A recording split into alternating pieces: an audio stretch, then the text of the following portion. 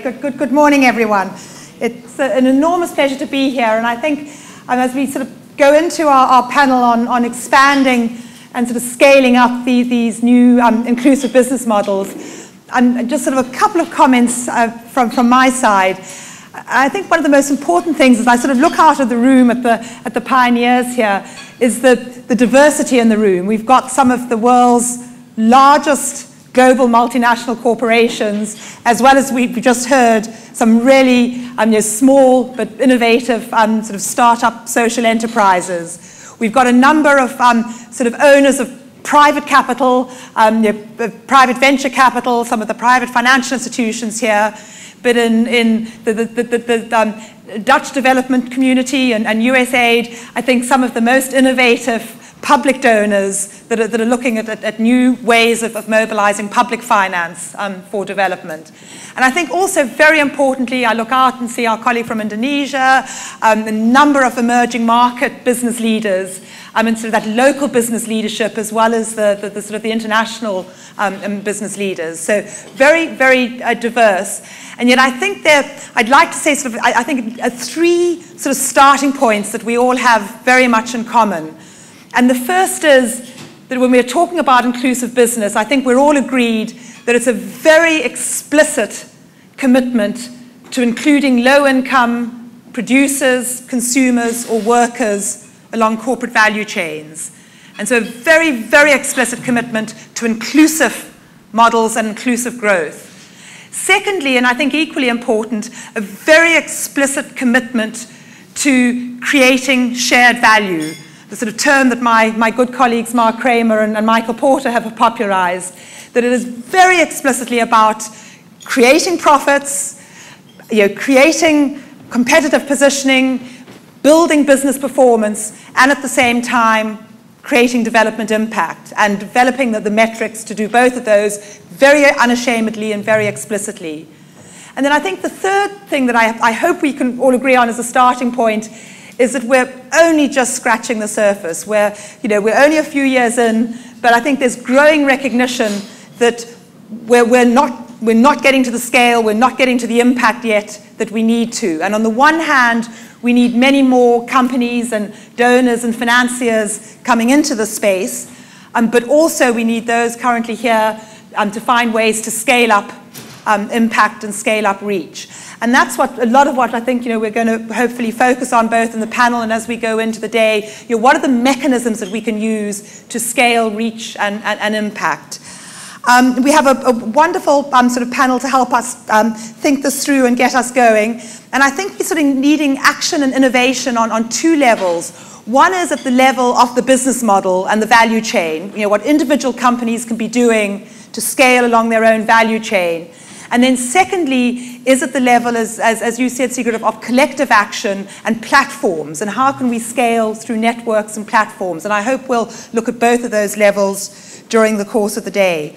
We're very short on time. I know one of our panelists has to leave on the dot of 10 o'clock, so I'm not going to make long introductions to the panel. I'll introduce them each as they make their opening comments. But suffice to say, we have a wonderful panel to help us get going this morning. And I'd like to sort of start with Ted London. Ted is one of, I think, the leading sort of thought leaders in this space. He's really helped to define the concept of inclusive business and base of the pyramid markets with Stu Hart and other colleagues. Ted is the director of the Base of the Pyramid Initiative at the University of Michigan. His bio is in your book, so I'll leave it at that. But as I say, a major thought leader. And Ted, you've just come out with a new book on sort of next generation strategies for the base of the pyramid, and really sort of thinking, how do we go to the next generation? And before I go into actually talking to a company in the form of Chris, can you just give us some initial thoughts from the book on these next generation strategies? I can't. No, can you hear me okay? No. Okay, is this on now? Yeah. Okay, good. So I have 5 minutes, right? Not even 5. Well, this has just turned into 3 because okay, so it's hard to talk about a new generation in 5 minutes. But I want to mention a couple of things, and then maybe I think we'll have a little chance for a further discussion afterwards. you know, I think it was talked about already in several ways that we have begun. We've been at this, if you think about the base of the pyramid and inclusive business, you know, and the role of the private sector and the link between profits and poverty for, you know, really, in some respects, microcredit and SME. I worked in Africa in the late 80s in doing small business development. So the idea of working with businesses is not new, but the idea of engaging the private sector who don't typically view this as a business opportunity, I think has been around a dozen years. And I think it's time for a change. That originally, you know, I worked, you know, my late colleague C.K. Prahalad, Stu Hart, we had this idea that there's a fortune at the base of the pyramid. And that idea came out and it became very, very attractive and said, wow, there's something here, we need to think about it. There's an opportunity for businesses who are looking for new opportunities, new markets to enter this space. And it led, in some respects, to a surge of action. But I would say the results haven't been as successful as we'd like, and that's kind of why we're here. We have not achieved the scale that we want. And there's several reasons, but perhaps the biggest reason is we haven't really been framing this the right way. The questions have really circulated around, is there a fortune at the base of the pyramid? How big is that fortune? And then it gets to the question, if there's a fixed fortune, how's it allocated? Who gets what? And it starts to sound kind of extractive to some people. And there's been a lot of debate about, and probably within all of your organizations for a variety of reasons, are BOP ventures, inclusive businesses, good or bad for the poor? Right? And people spend a lot of energy wringing their hands asking that question. And I would argue that that was important and interesting, but increasingly irrelevant. I don't think businesses are going to stop serving the poor. I don't think it's going to go away. But I also don't think, is there a fortune at the base of the pyramid is the right question. And that's what we tried to do with this book and some of our work. And as we go on, we'll talk more about it. But I think the right question, and it sounds the same, but it's quite different, is how do we create a fortune with the base of the pyramid? And when you talk about creation, you're not assuming it exists already. And when you're talking about creation, it's about partnerships. It's about true partnerships. And you know, this changes, I think, fundamentally, both the questions we ask and how we execute. And the biggest question that we're trying to tackle isn't, should we serve the base of the pyramid, but how can we serve them better? And this gets to the idea that we have not been that successful. We really need to understand, and it was mentioned earlier, we need to understand our failures, what's not working. And we need to really focus on this. And I'll mention just a few brief things that we can come back to. One of the things that I found is most organizations don't set themselves up to scale. If you look at the metrics, you look at the teams, you look at the resources, they set themselves up really, honestly, to pilot. And most of these pilots turn into projects. You know, we work with teams, you ask about metrics, and they say, we don't really know what we're going to do. But you ask about it, and everything's oriented towards execution. So if they get development funding, you have to spend fast, right? If you're framed as R&D and learning, you need to spend a little, learn a lot, and then spend more. So it really depends on what are your metrics. What kind of teams have you put together? You know, often you find internally it's just the same set of characters who really don't have the skill set. You think about the partnerships, and we've done a lot of work recently on this, and I think a lot of the partnership models, and this is why I think what was brought up before is we have to learn better. A lot of the partnership models between the public and private sector are fundamentally flawed, right? They're really based on independence. We're going to work briefly together, we'll share some resources, and then we'll part our ways. So if you are in the development community and you're working with a company, you're often measured by the training programs you give, the resources you provide. Is that really the right metric? Right? If your goal is to facilitate private sector activity, you ought to be measured on the success of the ventures you're supporting. Right? You need to own that success. And that fundamentally changes how you work with companies. And if you're a company you need to embrace the idea that alleviating poverty is actually good for business. And that those pesky goals that you're supposed to report on are actually quite important. And in addition to this book, and I can talk more about some of the things we've come up with later, but in addition to this book, we've done a lot of work on what we call impact assessment. And my view is, I hear this a lot from companies, and they say, it's too expensive to collect data on our impact on the poor. And my response is, that's an investment you can't afford not to make. Would you ever run a business serving the top of the pyramid without an ongoing conversation with your customer? Yet so many ventures serving the poor assume they've got it right. They don't understand their impacts, and I equate alleviating poverty to meeting the needs of your customer. And I think most of you know the better you meet the needs of your customer, the better your business will do. I would argue the better you alleviate poverty, the better your business is doing. But I would venture most of you don't have a sense yet of the full value proposition you're providing to the customers and the limitations from that. I would also argue that almost, and I would say probably every business venture has both positive and negative outcomes. And if you don't know the negative impacts of your business model and those you seek to serve, you can't get better. And this gets to the point of, are we collecting this data to demonstrate how good we are? Or are we trying to collect data to figure out how to get better? And we have to move from the CSR, how great we are, how we're saving the world, to the fact that we're still in a learning mode, and we have to continually focus on understanding what's working and what's not working. Have the humility to say we're not that successful yet, and we need to continue to think about how to get better. And until we get to that position, I think most of these ventures are just going to wind up transitioning from interesting pilots to long-term projects. And projects not bad, but a project's not scale. And if we don't shift from saying pilots are about learning, getting better, and pilots have to have a learning orientation. So I may be running a little long, but I'll stop in a minute. But I ask a lot of the colleagues I work with, you're doing a pilot. When you're done, what will you have learned? Specifically, what will you have learned? If you cannot answer that question, it is not a pilot. It's a project. Because pilots generally are going to end, and then I ask them, what's your vision for scale? Where are your sources of competitive advantage? What platforms are you thinking about leveraging? What capabilities are you building specifically in your company to allow you to go to new geographies and new markets? And if you're not thinking about those things, it's very, very hard to ever achieve scale. And again, you're stuck in this transition from pilot to project.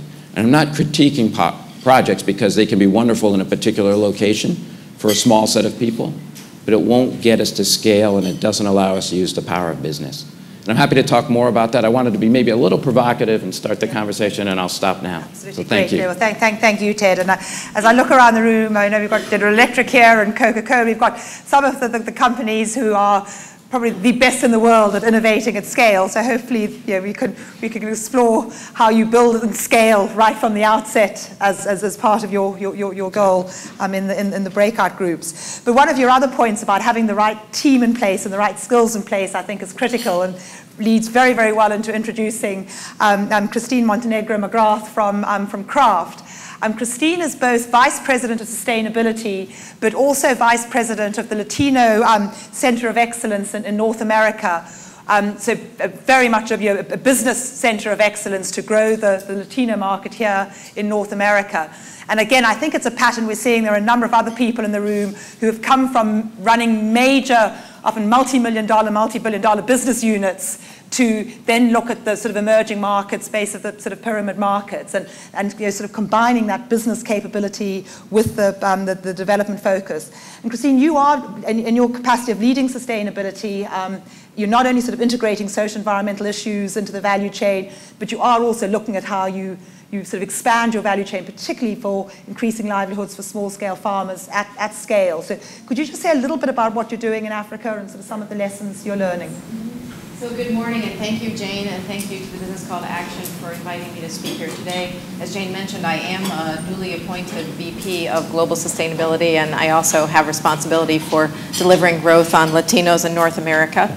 And we are honored, Kraft Foods, to participate in this session today. So, as what is Kraft's role in all of this? Well, as the world's second largest food company, we see agriculture as the key area where we can impact social and economic change. We buy more than $10 billion of agricultural commodities each year, and we're the world's largest, one of the largest buyers of cocoa, coffee, and cashews. And so as such, we have a vested interest in the long-term viability of these crops, and importantly, the communities who grow them. And for us, that's about that vertical engagement. And that's not something that we always had, frankly. But we realize it's really important to our business. And so through our cocoa program, which Cadbury established back in 2008, we've actually committed to investing over $70 million to smallhold farmers at the base of the pyramid. And what we're seeing so far is that we really believe we can create win-win solutions that provide us with reliable, high-quality supply, with increased efficiency, supply chain integrity, and consumer brand advantage in the marketplace. And importantly, the cocoa program has also created thriving communities by promoting sustainable livelihoods from cocoa, which it's not really typically the case that it's a sustainable livelihood. So our program today in Ghana is where we have been focused. We've reached 100 communities thus far and 10,000 farmers, with 100 more communities coming on board this year. So what makes this program so distinctive, and Ted mentioned this, is the partnership element. So we have a unique partnership network. It includes the UNDP, the Fair Trade Foundation, World Vision, VSO, CARE International, Anti-Slavery International, and the International Cocoa Initiative. These external stakeholders have been involved since the very beginning of our program, and I think what's distinctive for us is they've worked alongside us to help design and then implement and manage the program along the way. And this has been really vital to the success of trying to figure out a program that will meet our business needs, as well as the development agenda that we're seeking to address. And it's a very large-scale initiative. It has a very large vision, and we cannot achieve that vision, frankly, without their input, their advice, and their expertise. And so the results so far, I just want to touch on those very quickly. We're very encouraged by the results that we're seeing thus far. We're seeing that some of the farmers in Ghana are seeing a 20 to 30% increase in their incomes thus far, which is just terrific. We've had almost $4.5 million of fair trade premiums that have been generated and given back to these farmers to invest in better livelihoods, things like mobile health services and skills training in their community. And we've developed a national farming practices curriculum that the Ghanaian government is now teaching to all 700,000 farmers in Ghana. And at the grassroots level, part of our program is each of the 100 communities has developed a community actions program. These are the farmers themselves. What do they want to achieve in their communities? So we're really excited about the progress thus far because it supports both our business goals, very important business goals to us, and as well as, we think, a very important development agenda. And now we're in the process of trying to figure out how to scale to potentially other origins and to other commodities that are critical to us. So I look forward to the discussion. Thank you. Thank you, Christine. And I'll come back to later after Georg's spoken, but it would be good if you could sort of think a little bit about how you're engaging with your competitors, sort of pre-competitive sort of system strengthening, which I think is a sort of challenging question in this area. But let's sort of first have some sort of opening comments from Georg Kell, who has already been introduced and has been the founder director of what's now the world's largest corporate responsibility network. And I literally was with Georg when on the back of a napkin at a meeting he sort of mapped out the ideas for the Global Compact, and now 6,000 companies and over 130 countries. And Georg, you've been doing quite a bit of thinking on sort of networks and platforms and this collective action question. If you could just sort of share some comments on that and where we're going on that front. Well, thanks, Jane. It's really great to be here, and my respect to UNDP, Sigrid, for the great new direction given on engaging the private sector. Extremely important. BCTA, we're fully supportive. It is extremely important to continue to identify best practices. We need many more of them in many more areas. We need to scale them up. The Global Compact is committed, supporting BCTA going more global. I want to reflect, but first I want to share with you, we are here in New York, and I don't know, this morning it dawned on me again, coming here, what a great morning, and what a great city, because everybody comes from somewhere else, and everybody feels at home. It's really great to be in New York. Great place. Let me share you a few big trends, I think, which are very important for this debate, because we're all part of a bigger political market developments which shape what we are doing and why we are doing it and provide for the incentives.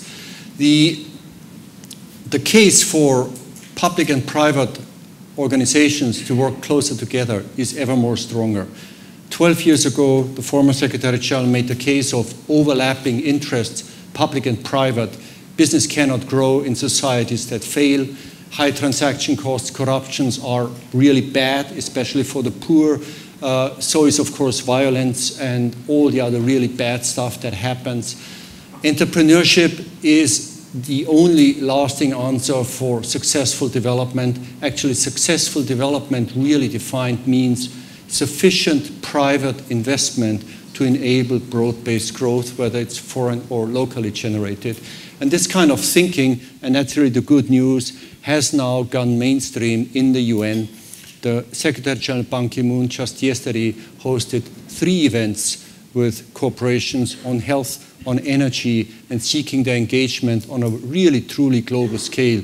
It really pays testimony to how this narrative has evolved over the past decade and how important it is for public and private institutions to learn how to work with.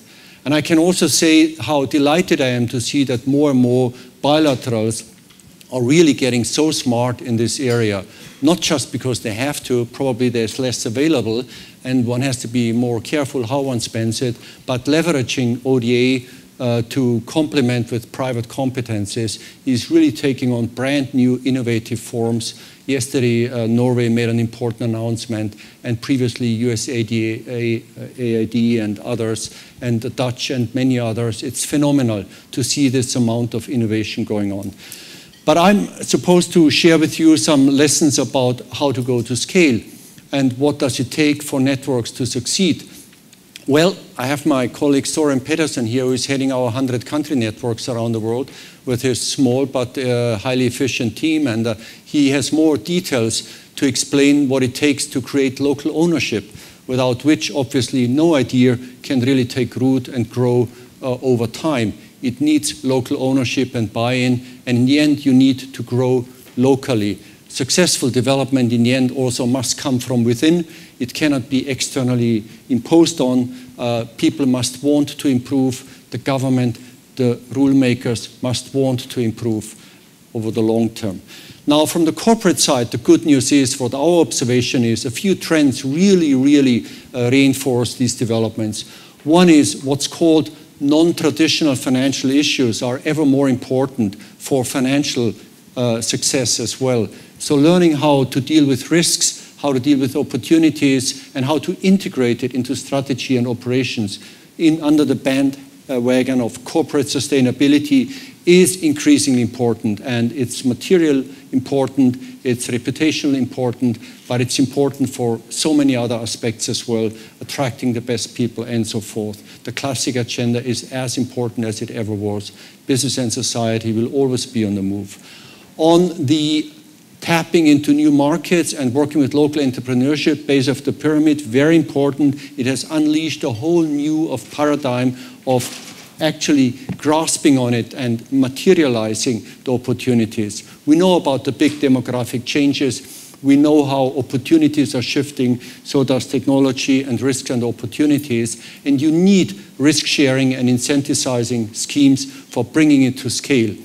Now, our vision for successful networks really is to not only play to the interests of individual market players, which we want to, because ultimately business success is the only assurance for bringing people out of poverty, but also to win over business to understand that really lifting markets into a much more favorable paradigm where costs are reduced across the board, where opportunities are seized on a much larger scale, needs actually for business to collaborate between sectors, different industries, and different, in other words, for business to invest in future markets to reduce the negative, to improve the positive. And this is what I see the great potential as we move forward. And this is why I believe that coalitions of like-minded, successful networks are increasingly the way to go. Some of our own platforms, like the CO Water Mandate, Caring for Climate, the Anti-Corruption Working Group, now active in 6 countries, bottom-up, top-down, are just some examples. There are many other such platforms, especially on natural resources, supply chain management, and so forth. The key to make them work really is, from the outset, to have the vision to tackle the systemic issue at stake. So don't shy away what the problem is. It's great to praise success and only success, but there are real risks, there are real barriers. One has to reduce the barriers, one has to manage the risks and reduce them. And this, by sharing the risks, by pooling public and private, what some call in a surgical manner, but others call it really growing from within, is one way forward. And making it practically work needs dedication for supportive infrastructure. It cannot just happen by giving a mission or a mandate or a great outlook. It needs real underpinning. It needs, above all, also accountability and transparency, without which no approach is credible over time. Campaigns can be maintained for some time as long as you put in. Stuff comes out, but every campaign runs the risk of being overtaken by another campaign.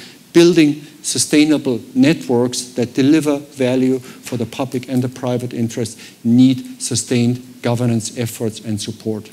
And I can only thank those governments who have supported our own initiative now for 10 years, and I see Sweden here and a few others. And we are really grateful for this, for giving us an opportunity to build over time so that the multilateral approach is not just a quick let's fix something because it's in fashion this year, and next year there's another topic upcoming. Let's work systemically on market failures and bringing market solutions. So the time horizon, the vision for a long-term approach, very important. The scalability ultimately can only be achieved if one can pool what Jane called the pre-competitive. But it doesn't necessarily just have to be the pre-competitive angle. It can also be the real transaction angle.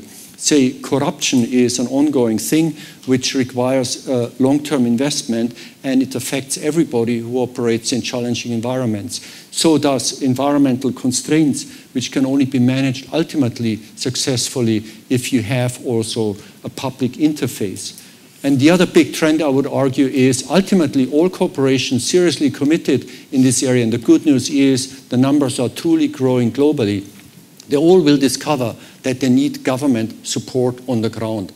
You need ultimately to improve the enabling environment. And if you can demonstrate as a successful company with your like-minded peers, with local companies together, that you can make a huge impact, and then you win over public policymakers who are willing to invest in the long term, and you sit together with them at country level and you improve the enabling environment, then you achieve long-term, lasting, scalable impact and success. Your business will grow more, you will have lower transaction costs, your market share may grow, so may your competitors, but the cake is growing overall, and you will actually tackle many of the problems.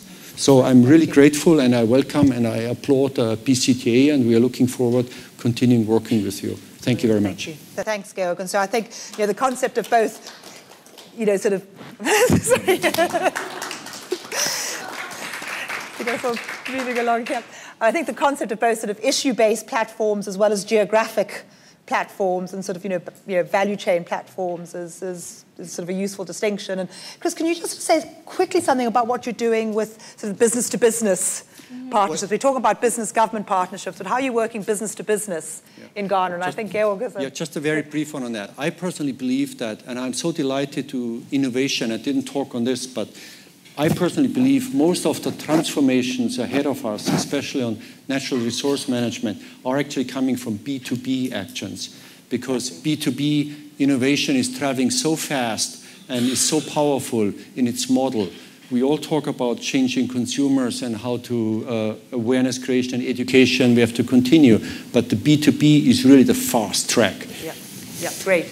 On B2B, Yeah, so this is a fairly new area for all of us, including Kraft. And we actually just had a conversation on Monday in the area of palm oil. following on the heels of the UNDP, we had a meeting on Monday. A lot of us were in the room and started talking through, okay, so how do we join forces? We were doing some work with IKEA, Kraft and the UNDP in this area. So we were inviting other companies to join in a thorough assessment and working on a strategic plan on how to address this issue going forward, because a lot of us stakeholders. And so I think my sense, not only is it new for us, but based on the conversation, it's new for a lot of the other companies in terms of, well, I mean, let's just be honest, if we're going to put money in, are we going to get our fair share out? And, well, is this going to, how do we all boats rise? And, assuming all the how do we share the risk profile? And these are just new issues. But I think that we recognize that scale is key, and there's a few different ways to get scale. And rather than us all chasing these programs individually, that there may be places where we can join forces and get a lot more done faster together than by sort of tackling it alone. Yeah, great. And hopefully there is going to be a breakout group on business to business, both the business to business within the same industry sector, but also agribusiness companies working with information technology companies, healthcare companies working with information technologies will be something we explore. Great. And one final comment from you, Ted, before I open up to a few comments and questions from the floor. You talked about sort of organizing the consumers or the producers at the base of the pyramid. Can you just say a little bit about how one's doing that? Because that also seems where we need more collective action. Well, I'm actually not sure I mentioned that, but I can. Yeah. I mean, I guess I wanted to follow up on this comment too, that I think when you think about the intersection of companies, sector seems to become less relevant in this space. That as you intersect, you can't just think about food. There's a role for ITC. So as we think about opportunity space, we have to think more broadly than just we're in a particular sector. Although I think there are challenges in partnerships because of the fact that a lot of people do it for different reasons. And how do you make sure that you're really focused on the scale issue? You can find commonalities. Yeah, what's the commonality that gets you to scale? Because I do think there's, and I'll answer your question in a second, but I do think it's great that we're getting more ventures. That's one tick, but we really need to focus on getting better ventures. And I don't want to be a naysayer because I think the progress we've made is phenomenal, but we're not where we want to be yet. And we have to keep thinking about how do we get better ventures. And I do think that coming back to partnerships, whether it's with the poor, it's about creating something that doesn't exist already. And it's also about ideology, that there is still, wherever you go, a resistance to this idea of making money off of serving the poor in the developing world.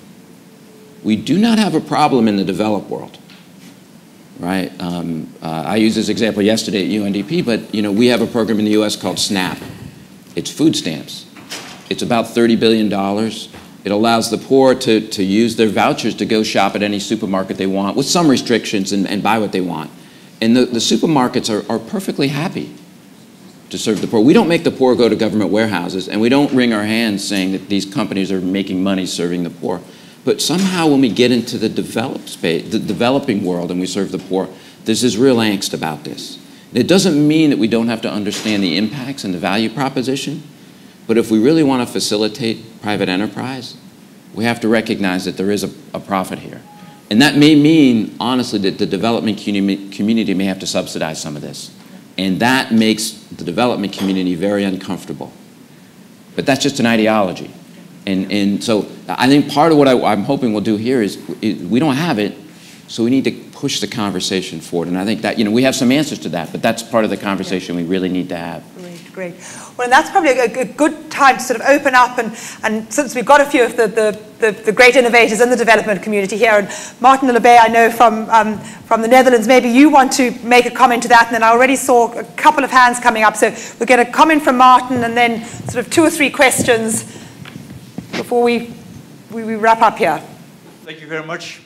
Thank you also very much for this opportunity and to share some of the experience of the Netherlands in this field as one of the traditional donor agencies.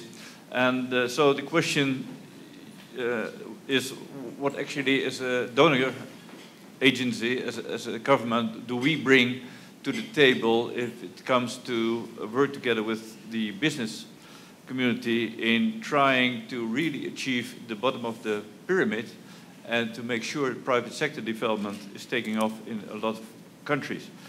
Well, first of all, we do have many years of experience in development cooperation. And maybe it's a new world to many of the companies to start working with the small farmers and to see how they get, how you can involve them to get them into the market.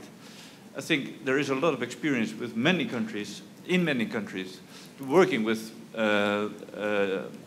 NGOs and bilateral cooperation that can be used in these kind of experiences.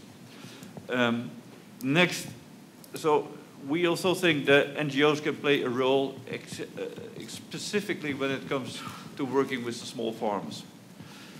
Then, as a government, what do we bring to the table? As such, it was not so much the government that was trying to involve the business community to start working in the developing world. It's the business community themselves who found the need to assure the sourcing in a sustainable way for the future. So they were coming to us to see how we could support them with this experience, with also the good bilateral relations we have with a lot of countries and how we could build on that. So we put to the table also the economic diplomacy, which is available to us.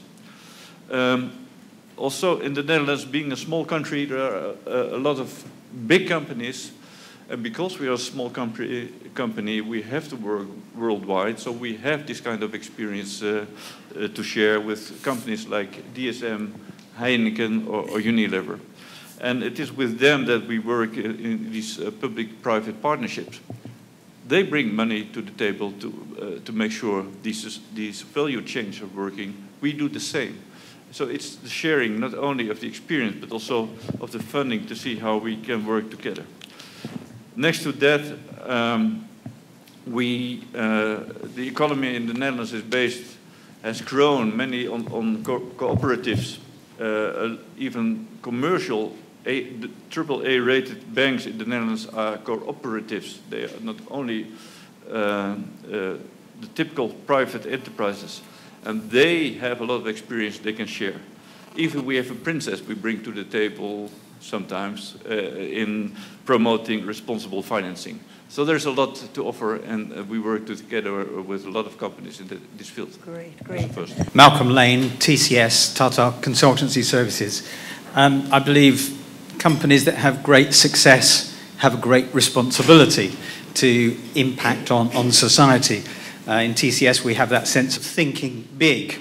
I don't know whether it's my age now, I'm in my 60s, but I set the bar that I only want projects that will impact on a nation or 1 billion people. You might as well have a bar that's nice and high to approach that.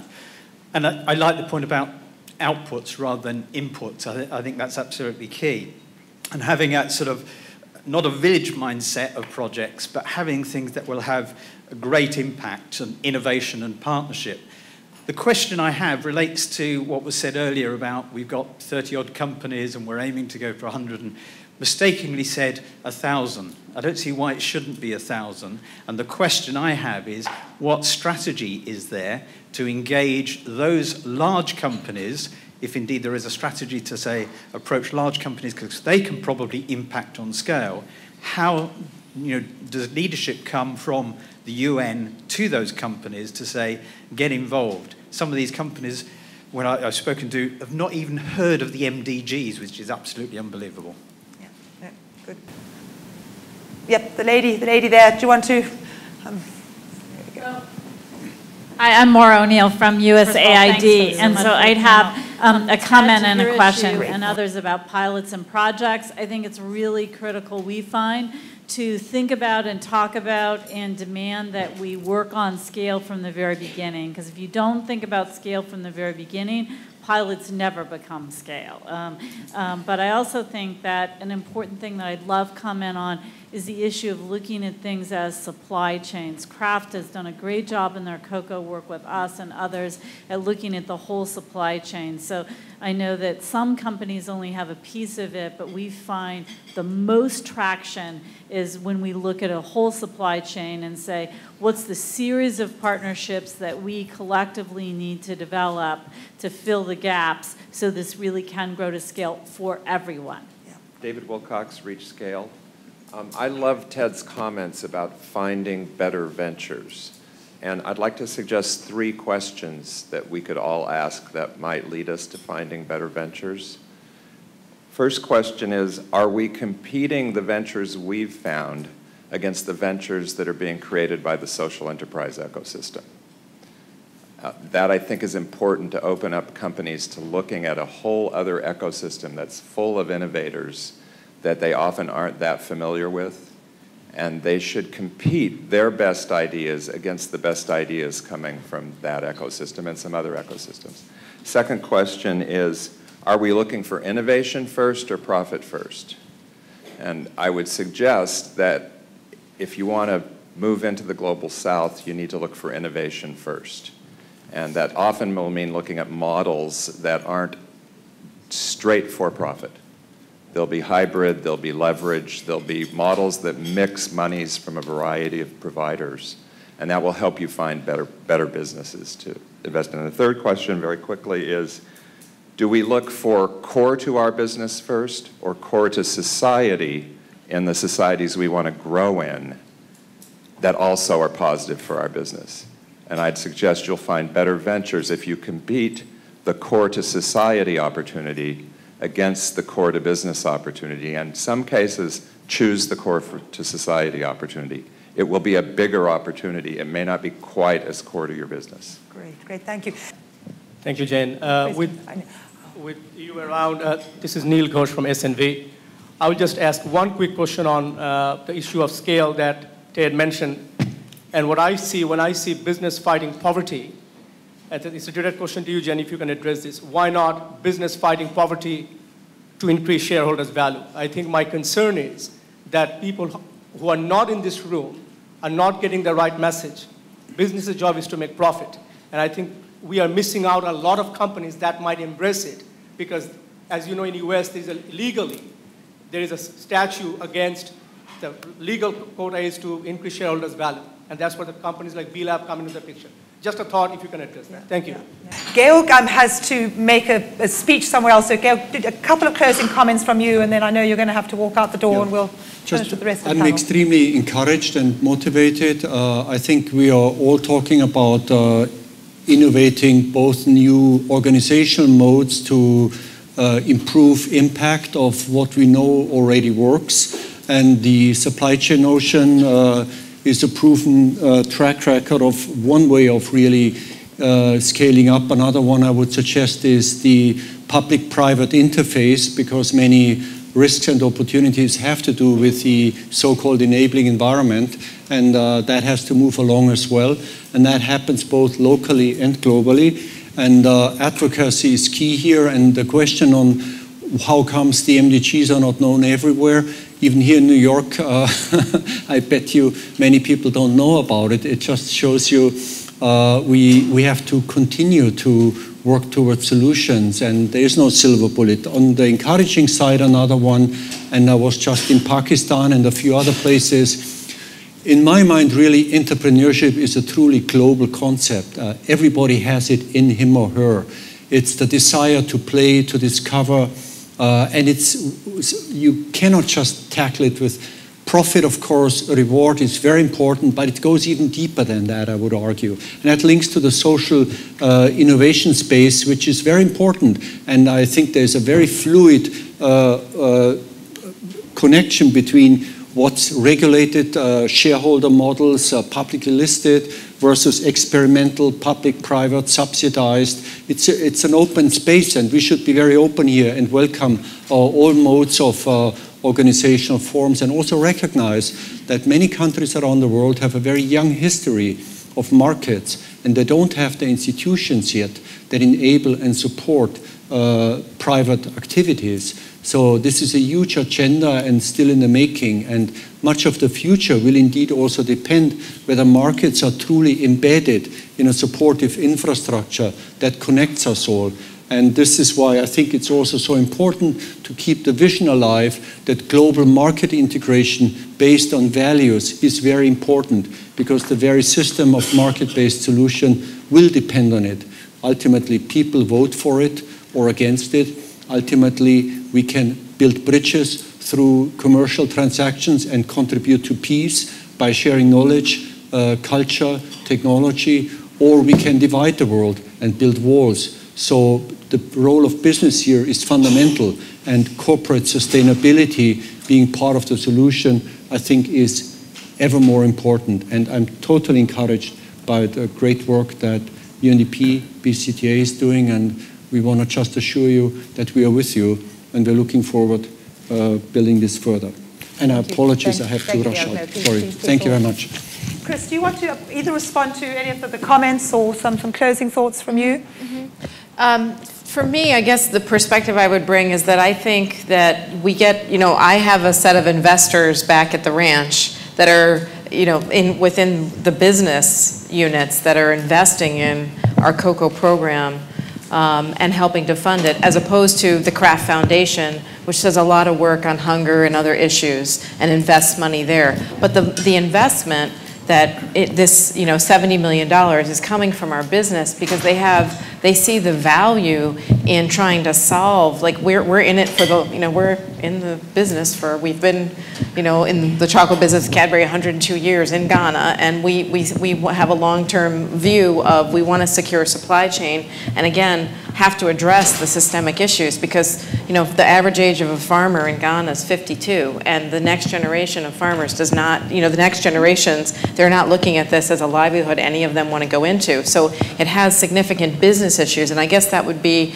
I think when you get business engaged is when they see it as, integral to their business in some way, shape, or form, as well as being able to impact change in the world. But because we don't feel like we don't want to just throw money at the problem. We want to help solve the community problem so that we have long-term viability. And I think getting that balance right is important. And then, we talk a lot. I've worked in innovation for many years at Kraft, and we talk a little about fail a little, learn a lot. So your idea, Ted, of spend a little, learn a lot, and spend some more, I think to the question around, yes, we want to think scale when we set it up and figure out the partnerships, but be mindful, how do you create a vision and a strategic blueprint that can be scalable, but then go pilot it and get the bugs out and figure out, how do you make it work in one place, being mindful, like as we think about rolling to other geographies, the governments, all the issues are very different. So we're right in the process of trying to figure out, okay, which elements of that blueprint we can take forward, and what are we going to have to change, and how does our partnership network change, and who do we continue throughout. So it's very complex. The other last thing that I picked up on as well from the conversation is this idea of investing with you guys in the partnerships, but folks in our organization and your organizations who build up the experience, because this is fairly new for all of us, so that we have this expertise to build on as we try to rapidly move forward, I think will be important. Yeah. Certainly I'm taking back to my ranch. Yeah. So almost like a professional community, which I think we are almost becoming, exactly. A sort of cross-sector professional community. Yep, thank you. Thanks. Ted. Yeah, I think I'm really encouraged by where we've come. And if we look back, if we were to have this gathering 10 years ago, it'd probably just be 5 or 6 of us. The interest is growing, but I also think we can't stop. There's an opportunity here, there's interest, but we got to deliver. We have to deliver, and we have to deliver at scale.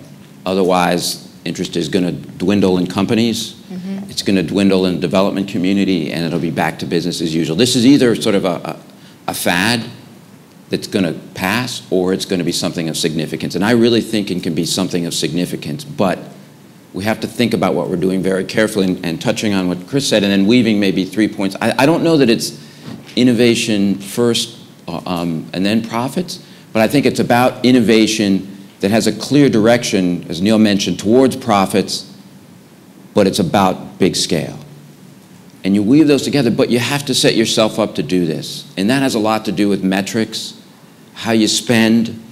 We do a lot of work in the field, and we work with partners. And one of the things that, and I don't think I can say this without sounding too egotistical, I can go in and work with a company or a nonprofit, and within an hour, pretty well determine that they can fail, that they will fail. I can predict failure almost 100%, just by the way they're set up, by the metrics, by the team, by the partnership model, the structure. I can't guarantee success. I wish I could. I guess I'd make a lot of money doing that, or at least be very popular. But I know that if you don't set yourself up right, this idea of innovation means you really have to reward learning. And then you've got to have the resources to invest in what works and the courage to stop what doesn't work. And you've got to have a vision to say that I need to get to $1 billion or whatever it's going to be. And that's what keeps people going, but you've got to have metrics along the way to show progress. No one gets a free ride. So what are the metrics? And you have some ability in most of your organization to control those early metrics. If you can paint a vision of innovation, linked to profits, linked to scale, and say, here's the path towards that, and have those deliverables that get you there. Without that, I think you lose traction internally, and I do think you don't get to the scale you want to do. And we're happy to talk more about what those can be, but I don't think you can neglect that at the early stage. Otherwise, it won't work. And one last comment, companies do not always invest in the short term. There is long-term view. A lot of, if you think of the pharma industry, they spend billions in R&D that does not have an immediate return. They have an innovation and R&D orientation. It just tends to focus on technology. And we need to bring that thinking into business models and say that if we can have that orientation in our business models, we can have the same types of outcomes. So I do think it's doable. We just have to think very carefully about what we're doing because the stakes are so important and so high, both for companies and for alleviating poverty. So I commend you all for being here, and I think we're on a really interesting journey. Thank you. Well, I think a webinar there, a future webinar on how to predict failure and alternative success is worth thinking about. I think just sort of 5 very quick closing comments on my front that sort of come out of this conversation. First of all, a point you made, Ted, about sort of the skills and the leadership models. And I think it's both sort of individual skill sets, but the way that the institution structures, the company structures, or the donor agency actually sort of structures from an institutional perspective this type of work. And I hope in the working group on leadership, we can sort of look at both the individual skills, but what are the sort of the incubation units, the innovation units within companies, the roles and structures to make this work so it's aligned to the core business. Secondly, the sort of question of business to business, and I agree with Georg. I think it's one of the most interesting ways forward, both business to business in within the same sector, but also cross-sector business-to-business opportunities. And as you said, David, large companies working with social enterprise type business-to-business models as well. And so I hope we can explore that a little bit more. The question didn't come out explicitly, but implicitly of enabling technologies as a critical scaler. And there's obviously information technology, but other enabling technologies that both help the learning process that you were talking about, but also make it easier for companies to understand and interact with their low-income producers and consumers. And how can we really use technology as a scaling sort of paradigm. And then fourthly, you sort of touched on it, Ted, in your comments, this question of not sort of doing it to the bottom of the pyramid or for the base of the pyramid or for low-income communities, but with low-income producers, consumers and employees. And part of that is really being serious about market research and analysis and really looking at them as a serious market that needs the same type of research and analysis that, that we put into other markets. And again, we've got a working group that will delve into that. And then the fifth comment, which we don't have a working group on, but I hope Business Call to Action can look at sort of more fully, came out with both our USAID and Dutch colleague, is these sort of new types of financing mechanisms. You know, we've got traditional sort of public donor finance and philanthropic finance, sort of grant-based financing. We've got traditional sort of commercial high hurdle rate financing, and the whole field of sort of impact investing that you know, is increasingly being popularized. What are the actual models of impact investing? What are the actual mechanisms that a donor agency can catalyze a for-profit business venture, or a company can use that sort of venture capital methodologies that it currently uses in its mainstream business in the sort of base of the pyramid model. So what are the new types of financing mechanisms that we can explore? And I think those sort of 5 areas, these sort of new, both individual and institutional leadership models, the business-to-business models, sort of enabling technologies, much more rigorous market analysis and research with the base of the pyramid sort of markets and producers, consumers, and workers, and these new sort of catalytic financing models are, I think, some of our best opportunities for going to scale.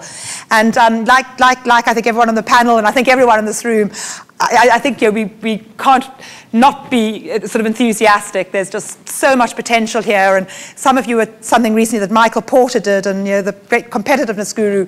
And Michael sort of said he is going to be sort of committing a large chunk of his own sort of personal time and thinking and work going forward, because he doesn't think there's anything, you know, more exciting on the agenda than than these sort of new models and looking at ways to sort of build business in emerging markets, both sort of untapped low-income markets as well as sort of emerging markets in a geographic sense.